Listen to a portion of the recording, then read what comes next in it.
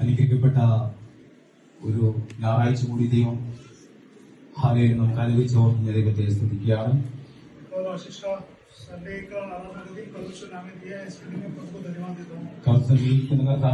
ദാസനും കടന്നു വന്നിരിക്കുന്ന സഹോദരന്മാർ, വിശിഷ്ട അതിഥികൾ, കുഞ്ഞുങ്ങൾ, എല്ലാവർക്കും കർത്താവ് യേശു ക്രിസ്തുവിന്റെ നാമത്തിൽ എന്റെ സ്നേഹം ഞാൻ അറിയിക്കുകയാണ്. സ്തോത്രം.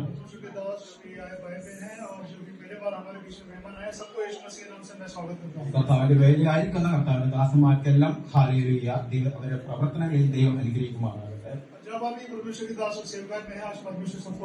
അനുഗ്രഹിക്കപ്പെട്ട നല്ല ഹാലേലൂയ വാർഷികപ്പക്കര ദൈവം നമുക്ക് നൽകിയോ ഞാൻ ദൈവത്തെ സ്തുതിക്കുന്നു. സ്തോത്രം.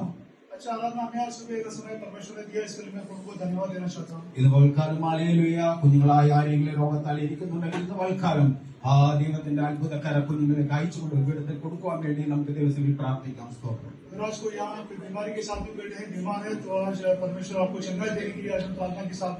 അനുഗ്രഹിക്കപ്പെട്ട ഹാലേലൂയ തിരുവചനമാണ്, സങ്കീർത്തനമാണ്. വൽക്കാലം വായിച്ചു ഞാൻ ദൈവത്തെ സ്തുതിക്കുകയാണ്. സ്തോത്രം. ദൈവത്തെ ഉയർത്തുന്നതാണ് ദാവീദിന്റെ ഏറ്റവും വലിയ സന്തോഷം എന്ന് പറയുന്നത്. സ്തോത്രം. यहाँ पर हम पढ़ते हैं कि परमेश्वर को ऊपर उठाना यही दाऊद के लिए बहुत खुशी की बात है. തന്റെ ദൈവം ആരെന്ന്, ആരിലെ ദൈവത്തിന് എന്തും സാധിക്കുമെന്ന് ഹാലേലൂയ പറയാനുള്ള മനസ്സ് ദാവീദിനുണ്ടെന്ന് നമുക്ക് കാണാൻ സാധിക്കും. उसका परमेश्वर कौन है, उसका परमेश्वर क्या कर सकता है, ये दाऊद हमें आज बताता है. ഈ തിരുവചനത്തിൽ പ്രശ്നങ്ങൾ അദ്ദേഹം കുറച്ചേ പറഞ്ഞിട്ടുള്ളൂ എങ്കിലും ഈ സങ്കീർത്തനത്തിൽ ഹാലേലൂയ ശത്രുവിനെ കുറിച്ച് ഹാലേലൂയ സ്തോത്രം അത് പറഞ്ഞിട്ടുണ്ടെങ്കിലും ഹാലേലൂയ ആ ശത്രുവിനേക്കാൾ വലിയവനാണ് എന്റെ ദൈവം എന്ന് ദാവീദ് അവിടെ എഴുതി കാണിക്കുകയാണ്. സ്തോത്രം. यहाँ शत्रु के बारे में, शैतान के बारे में जो भी बातें उसने बताया है, लेकिन वो कहता है कि ये सबसे बड़ा मेरा परमेश्वर है. ഹാലേലൂയ ദൈവത്തിന്റെ മുഖത്തെ വർണ്ണിക്കുന്ന ഒരു സങ്കീർത്തനമാണ് ഈ സങ്കീർത്തനം. ये सारी बातों का वर्णन करने वाला एक भजन संगीत आज हमने पढ़ा. ദൈവത്തെ ഹാലേലൂയ മഹത്വപ്പെടുത്തുകയാണ് ഹാലേലൂയ ദാവീദിന്റെ പ്രത്യേക ഒരു അനുഭവം എന്ന് പറയുന്നത്. സ്തോത്രം. दाऊद का अनुभव यह है कि वो परमेश्वर को हमेशा ऊंचा उठाता है. മറ്റുള്ളവരെ സ്തുതിച്ചുകൊണ്ടിരിക്കുകയാണ് ദാവീദിന്റെ ഒരു സ്വഭാവം എന്ന് പറയുന്നത്. സ്തോത്രം. दाऊद का स्वभाव है कि वो हमेशा परमेश्वर की स्तुति करे, उसकी महिमा करते रहे. ഈ സങ്കീർത്തനത്തിൽ ഹാലേലൂയ ദാവീദ് കാണിക്കുന്നത് ദൈവത്തിന്റെ ശബ്ദത്തെയാണ്. സ്തോത്രം. ഹാലേലൂയ. यहाँ पर परमेश्वर की आवाज की महिमा को करता है. ഭക്തന്മാർ പറയാറുണ്ട് സ്തോത്രം, ദൈവത്തിന്റെ കൈ, ദൈവത്തിന്റെ കാല്, ദൈവത്തിന്റെ നോട്ടം, ഹാലേലൂയ ദൈവത്തിന്റെ ഹാലേലൂയ വാക്ക് എന്നിവയൊക്കെ പ്രത്യേക കാര്യങ്ങൾ ഹാലേലൂയ നമുക്ക് തിരുവചനം കാണുമ്പോൾ കാണാൻ കഴിയും. സ്തോത്രം. और वचन में परमेश्वर को कुछ अलग अलग गुण हम देखते हैं, परमेश्वर के नजर के बारे में, उसके हाथ के बारे में, उसके सामर्थ्य के बारे में. आज यहाँ पर हम उसकी आवाज के बारे में हम पढ़ते हैं. എന്നാൽ ദൈവത്തിന്റെ വചനം പവർഫുള്ളതാണെന്ന് ഓർക്കേണ്ട ആവശ്യമാണ്. याद रखना कि परमेश्वर का आवाज एकदम शक्तिशाली है. ദൈവത്തിന്റെ വാക്കുകൾക്ക് ഭയങ്കര ശക്തിയുണ്ട്. സ്തോത്രം. आवाज में, उसका वचन में बहुत सामर्थ्य है, बहुत शक्ति है. ഓ ഉളവാകട്ടെ എന്ന് പറഞ്ഞപ്പോൾ പക്ഷി മൃഗാദികൾ ഉളവായി എന്ന് തിരുവചനം കാണുകയാണ്. സ്തോത്രം. जब उसने कहा उसी समय सृष्टि हो गया. അവിടെ ഹാലേലൂയ സ്തോത്രം. മൃഗങ്ങൾക്ക് മൃഗങ്ങളെന്ന് പറഞ്ഞിട്ടില്ല. ദൈവത്തിന്റെ മനസ്സിൽ ഹാലേലൂയ ചിന്തിക്കുന്നതോ ആ ശബ്ദത്തോടെയാണ് അവിടെ ഉളവാകുന്നത്. സ്തോത്രം. सृष्टि के समय लिखा नहीं कि ये जानवर हो या ये पक्षी हो, उसने सिर्फ कहा कि होने दे, और उसी तरह उसका मन में जैसे था उसका आवाज के जरिए वो सृष्टि हुआ. ആ ദൈവത്തിന്റെ ഹാലേലൂയ വാക്കുകൾക്ക് ഭയങ്കര ഹാലേലൂയ ഭാവമുണ്ട്. സ്തോത്രം. ഹാലേലൂയ. उसका हर एक शब्द में सामर्थ्य है. ആ പുതിയ നാമത്തിൽ കാണാൻ കഴിയും. സ്തോത്രം. ഹാലേലൂയ തുപ്പിക്കൊണ്ട് ഹാലേലൂയ സ്തോത്രം. ഹാലേലൂയ നമുക്ക് ഹാലേലൂയ തിരുവചനം കാണാൻ സാധിക്കും. സ്തോത്രം. ചേറുണ്ടാക്കിയെന്ന് കാണാൻ സാധിക്കും. സ്തോത്രം. अध्याय में हम पढ़ते हैं कि यीशु मसीह ने गंदा व्यक्ति को ठीक किया, उसका मट्टी में थोड़ा धूल में थोड़ा थूक कर उसने उसका आंख को शिफा दिया. അതിനകത്തൊരു സത്യസന്ധമായ കാര്യമുണ്ടെങ്കിലും അതിനൊരു പവറുണ്ട്. സ്തോത്രം. ഹാലേലൂയ. इसमें गहराई की बात है, इसमें एक सामर्थ्य है. അവർക്ക് ഏറ്റവും ആത്മീയ എന്ന് പറയുന്നത് ദൈവത്തിന്റെ വചനമാണ്, ദൈവത്തിന്റെ ശബ്ദമാണ്. സ്തോത്രം. सबसे सामर्थ्य हम देखते हैं कि परमेश्वर की आवाज है, उसका वचन है. ഹാലേലൂയ. നമ്മൾ പ്രാർത്ഥിക്കുമ്പോൾ പറയാറുണ്ട് ദൈവശബ്ദം കേൾപ്പിക്കണമേ ദൈവമേ എന്ന്. സ്തോത്രം. ഹാലേലൂയ. प्रार्थना करते हैं कि प्रभु आज हम तेरी आवाज को सुने दे. ഹാലേലൂയ. അതിനെ വായിച്ചപ്പോൾ 7 പ്രാവശ്യം യഹോവയുടെ ശബ്ദം എന്നൊരു വാക്ക് നമുക്ക് കാണാൻ കഴിയും. സ്തോത്രം. ये वचन संगीत में 7 बार हम परमेश्वर की आवाज के बारे में हम पढ़ते हैं. ഏതൊക്കെ മേഖലയിൽ ദൈവത്തിന്റെ പ്രവർത്തിക്കാൻ കഴിയും എന്നൊക്കെ നമുക്ക് ഈ വചനത്തോടെ നമുക്ക് കാണാൻ സാധിക്കും. സ്തോത്രം. यहाँ पर हम पढ़ते हैं कि किस किस तरह परमेश्वर की आवाज हमसे बात करता है. അഞ്ചാം വാക്യത്തിൽ പറയുന്നു ഹല്ലേലൂയ ദേവദാരുക്കളെ അവൻ തകർത്തു കളയുന്നു. സ്തോത്രം. ഹല്ലേലൂയ. 5वां वचन में पढ़ते हैं कि यहोवा की वाणी देवदारों को तोड़ डालती है. ആറാം വാക്യത്തിൽ പറയുന്നു ഹല്ലേലൂയ അവൻ ഹല്ലേലൂയ തുള്ളിക്കുന്നു. സ്തോത്രം. ഹല്ലേലൂയ. 6 में पढ़ते हैं कि वे उन्हें बछड़े की नाई और लबानों की और शिरियों की जंगली बछड़े के समान उछलाता है. ഏഴാം വാക്യത്തിൽ പറയുന്നു അവൻ ചിന്തിക്കുന്നു എന്ന് പറയുന്നു. സ്തോത്രം. और 7वें वचन में पढ़ता है कि वो चीरता है. എട്ടാം വാക്യത്തിൽ പറയുന്നു ഹല്ലേലൂയ അവൻ നടക്കുന്നു എന്ന് പറയുന്നു. സ്തോത്രം. 8वें वचन में कहता है कि वो चलता है. ഒമ്പതാം വാക്യത്തിൽ പറയുന്നു അവൻ പ്രസവിക്കുമാറാക്കുന്നു. സ്തോത്രം. ഹല്ലേലൂയ. സ്തോത്രം. और 9वें वचन में पढ़ता है कि वो हिरनियों को गर्भपात उसकी आवाज से हिरनियों को गर्भपात हो जाता है. ദൈവശബ്ദത്തിന് ഒരു ദൗത്യമുണ്ട്, നിങ്ങളുടെ ഭവനത്തിലുമുണ്ട്. ഹല്ലേലൂയ. സ്തോത്രം. परमेश्वर की आवाज को एक लक्ष्य है और वो आपके जीवन में पूरा होता है. അവൻ ദേവദാരുക്കളെ തകർക്കുന്ന ദൈവമാണ്. സ്തോത്രം. ഹല്ലേലൂയ. तो देवदारों को भी तोड़ने वाला परमेश्वर है. ദേവദാർ എന്ന് പറയുന്നത് സ്തോത്രം ഹല്ലേലൂയ വൃക്ഷങ്ങളുടെ രാജാവാണ്.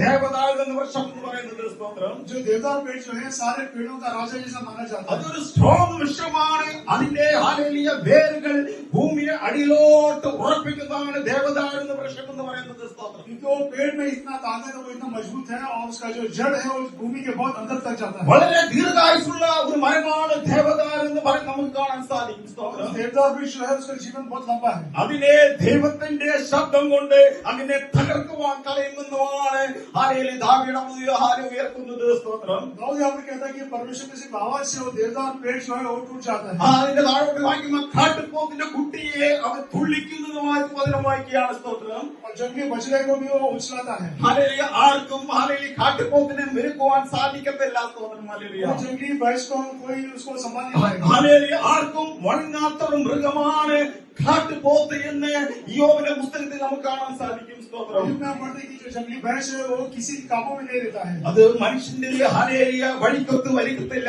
കാട്ടുപോത്ത്. സ്തോത്രം. आराम जिस तरह चलाते हैं उससे उस रास्ते में वो नहीं चलेगा. എന്നാൽ ദൈവത്തിന്റെ വചനം ഹല്ലേലൂയ അതിനെ തുള്ളിക്കുന്നെന്ന് പറയുകയാണ്. സ്തോത്രം. लेकिन परमेश्वर की आवाज से वो उछलता भी है. ഹല്ലേലൂയ. താഴോട്ട് വായിക്കും അഗ്നിജ്വാലകളെ അവനിൽ നിന്ന് ചിഹ്നിക്കുന്നെന്ന് വചനം വായിക്കുകയാണ്. സ്തോത്രം. नीचे हम देखते हैं कि आग के रफ्तों को वो छीनता है. അഗ്നികൂട്ടങ്ങൾ വരുമ്പോൾ ഹല്ലേലൂയ അത് ചിഹ്നിച്ച് അതിന്റെ ശക്തിയെ തകർക്കുന്നതാണ് ദൈവത്തിന്റെ വചനം എന്ന് പറയുന്നത്. സ്തോത്രം. हमेशा आपके जीवन में आग आता है, परमेश्वर उसको छीनता है आपके जीवन में. അവൻ മാൻപേടകളെ പ്രസവിക്കുമാറാക്കുന്നതിന്റെ തിരുവചനം താഴോട്ട് വായിക്കുമ്പോൾ നമുക്ക് കാണാൻ സാധിക്കും. और नीचे हम पढ़ते हैं कि हिरनियों को गर्भपात हो जाता है इसकी आवाज से. ഏറ്റവും ബലഹീനമാണ് മാൻപേട എന്ന് പറയുന്നത്. സ്തോത്രം. और जो हिरनी जो है बहुत नाजुक होता है. ഹല്ലേലൂയ. നമുക്കറിയാം അവരെ പ്രസവിക്കുന്ന ഹല്ലേലൂയ സ്ത്രീകൾക്കറിയാം. സ്തോത്രം. ഹല്ലേലൂയ. പ്രസവത്തിന്റെ വേദന ഹല്ലേലൂയ. ഡോക്ടർ ഉണ്ടെങ്കിലും ഒരു നഴ്സ് उണ്ടെങ്കിലും ഹല്ലേലൂയ അവർ അനുഭവിക്കുന്ന വേദന അവർക്കറിയാം. സ്തോത്രം. ഹല്ലേലൂയ. और गर्भ का समय कितना तकलीफ होता है, कितना दर्द होता है वो माँ जानती है और जो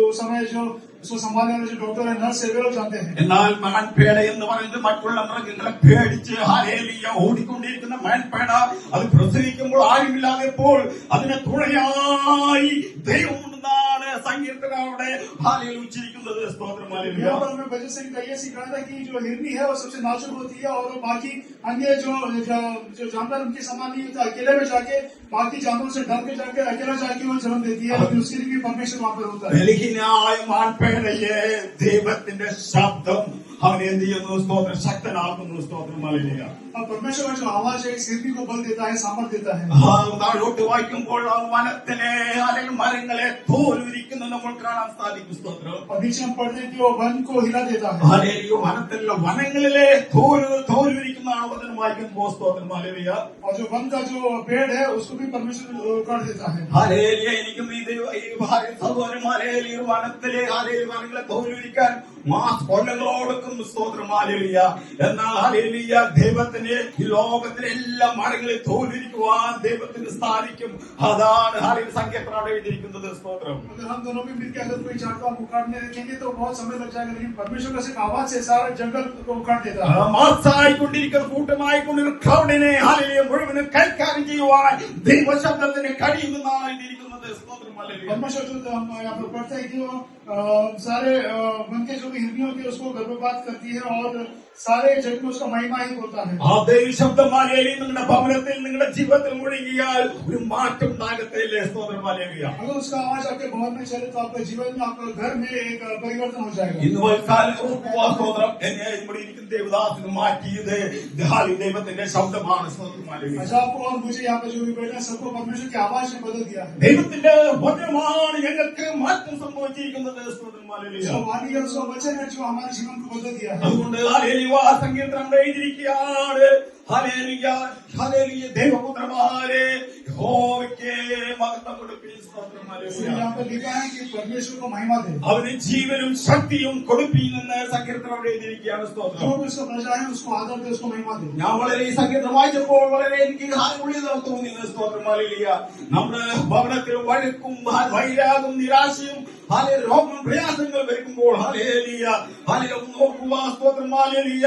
ദൈവശബ്ദമാണ് നമ്മുടെ ഭവനത്തിൽ മുഴങ്ങേണ്ടത്. സ്തോത്രം जब ഹാലേലൂയ. हमारे जीवन में तकलीफ आती है, पीड़ा मुसीबत बीमारी आती है तो परमेश्वर का आवाज है जो हमारे घर में गूंजना चाहिए। ഹാലേലൂയ. നമ്മുടെ സഭയിലായോട്ടെ ഹാലേലൂയ, നമ്മുടെ വ്യക്തിപരമായ ജീവിതത്തിലായോട്ടെ ഹാലേലൂയ, നമ്മുടെ ജീവിതത്തിൽ ദൈവശബ്ദം ഉണ്ടെങ്കിൽ ഹാലേലൂയ അവസാനത്തെ വചനം പറയുമ്പോൾ ഹാലേലൂയ സ്തോത്രം ഹാലേലൂയ നിനക്ക് അനുഗ്രഹവും ജീവനും നൽകും. സ്തോത്രം ഹാലേലൂയ. जब हमारे जीवन में, जब हमारे घर में उसकी आवाज, उसका वाणी को गूंजेगा तो हमारे जीवन में उसका आशीष आएगा। നീ ദൈവത്തിന് മഹത്വം കൊടുത്തു കഴിഞ്ഞാൽ നിന്റെ ഭവനത്തിൽ അനുഗ്രഹവും ഹാലേലൂയ ജീവനും ശക്തി ഉണ്ടാകാണ്. വചനം നമ്മെ ബലപ്പെടുത്തുകയാണ്. സ്തോത്രം ഹാലേലൂയ. जब आप उसको महिमा देंगे तब आपका जीवन में परमेश्वर आपको आशीष देगा, अनुग्रह देगा और जो भी जरूरत है पूरा करेगा। അതുകൊണ്ട് നിങ്ങളുടെ ജീവിതത്തിൽ ഹാലേലൂയ തിരുവചനം 21-ാം സങ്കീർത്തനം ഹാലേലൂയ ഹാലേലൂയ ദാവീദ് പ്രകാരം ദൈവത്തിന് മഹത്വം കൊടുക്കുക. സ്തോത്രം ഹാലേലൂയ. इसीलिए वचन संहिता 30 के अनुसार जैसे हमने पढ़ा, आज परमेश्वर को माता दे, उसको महिमा दे। ദൈവം നിങ്ങളുടെ വചനങ്ങളെ അനുഗ്രഹിക്കുമാറാകട്ടെ. സ്തോത്രം. परमेश्वर के वचन से आपको आशीष दे।